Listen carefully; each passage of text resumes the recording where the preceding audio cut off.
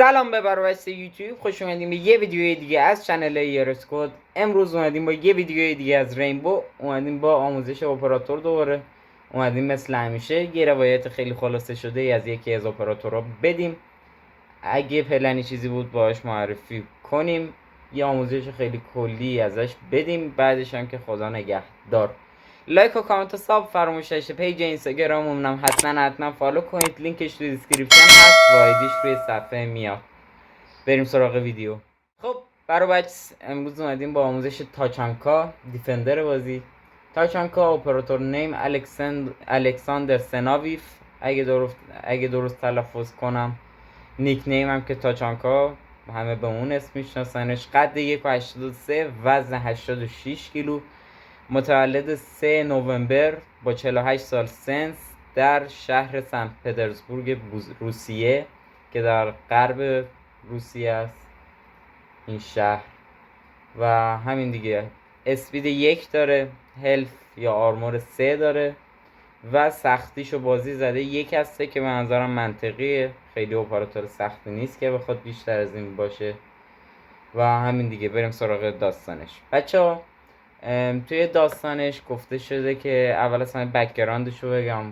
توی بک‌گراندش نوشته که آنها به من گفتن که من مردم، اشتباه میکردم، من دوباره متولد شدم. حاجی کلا تو کار جمله‌های سنگین بوده. خیلی از مردای خانواده تاچانکا، کلا فامیلی اینا توی ارتش سرخ، حالا نمیدونم کدوم ارتشه، به هر حال تو ارتش سرخ خدمت میکردن. تاچانکا هم در 18 سالگی به خدمت سربازی فراخونده شد. یعنی کلا درس مرس هم نخونده بوده دیگه، یعنی رأس 18 سالگی فیرت رفته سراغ سربازی. توی 18 سالگی به خدمت سربازی فراخوانده شد، درست زمانی که اتحاد جماهیر شوروی در حال پایان عملیات خود در افغانستان بود. حالا این عملیات واقعیه، این عملیات افغانستان حالا چی بود؟ عملیات طوفان 333 بوده اگه اشتباه نکنم، که فکر کنم همین بود. داستان خوندن 333 یادمه. عملیات پنهانی بود که تو 27 دسامبر سال 1979 انجام شد و در اون نیروهای ویژه اتحاد جماهیر شوروی به قصر تاج بیگ افغانستان حمله کردن و حفیظ الله امین رئیس جمهور افغانستان رو ترور میکنن. این عملیات واقعی بوده که توی داستان هم بهش اشاره شده. حتی اگه شما برید توی قسمت بیوی تاچانکا، اون پایین یه قسمتی داره جنگایی که توش حضور داشته رو نشون میده. جنگ افغان رو نوشته، جنگ چچن نمیدونم دقیقا چی بوده، جنگ روسیه و روسیه گرجستان رو نوشته. 4 تا جنگ شرکت داشته.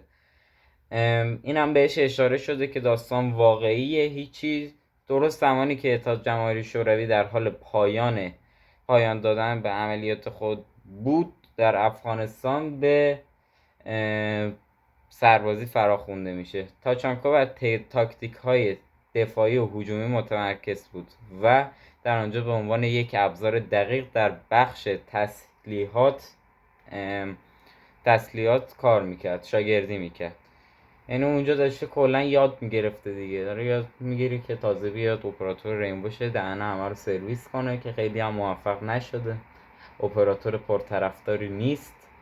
و اینم از داستانش بود دیگه. داستان خیلی کوتاهی داشت نسبت به بقیه اپراتورها. حالا اون قسمت عملیاتو که من داشتم توضیح میدادم تازه با اون یکی شد، ولی کلا اگه میخواستم فقط بخش داستانی رو تعریف کنم، نسبت به بقیه اپراتورها خیلی داستان کوتاه‌تری داشت.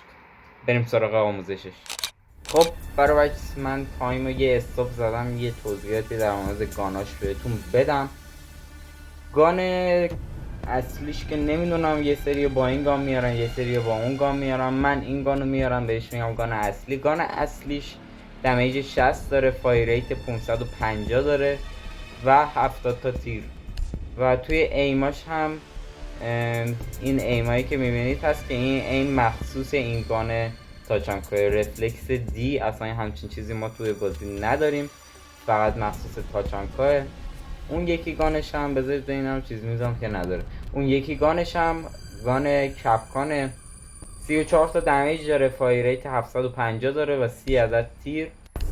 توی ایماش هم اسکوپ 2.1.5 هست که 2 قاعدتا روش باید بندازید. اگه بیارید اکسنتد برل داره روش بندازید. من چون با این گان نمیارم هیچ تنظیماتی روش نداشت.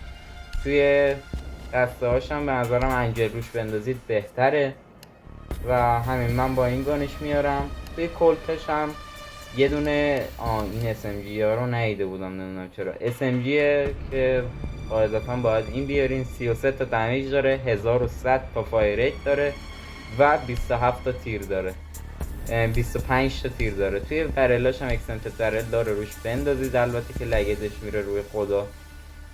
توی ایماش هم من قاعدتا با هولو بندازید، ولی من هولو چون که بعدم میاد یه ردات بی روش میندازم. توی کلتا بقیه کلتاش هم این کلتا داره 61 دمیج داره با 8 تا تیر و این کلت هم هست که 44 تا تیر داره با 18 تا دمیج. من با همین SMGش میارم. این که ابیلیتیشه. توی گجتاش بچه برد وایر داره، شیلد داره و آلارم داره که من از بین اینا برد وایر رو انتخاب میکنم ترجیحاً و همین دیگه. بریم سراغ آموزشش توی بازی. خب بچه ها من اومدم توی کانال تا یه آموزشی ازش بگیریم. بچه ها این گانشه، به هیچ عنوان لگد نداره و یه قابلیتی که این گان داره سوراخ کردن در و دیواری که ازش استفاده میشه. همونجور که میبینید دیوار رو خیلی با راحتی میشه و ازش باش سوراخ کرد. حتی میشه روتیشن هم زد و همین راحتی الان روتیشن زده شد، میشه رفت آمد که یه خشاب هم خرج نکنیم. فکر کنم با 10 تا تیر بشه همچین کاری کرد. این از این هم از SMG شه بچه ها که یه ذره متاسفانه لگدش بالاست. این با لگدگیری معمولی بود، حالا اگه شما لگدگیریتون خوبه که هیچ. این اپراتور ابیلیتیش چیه بچه ها؟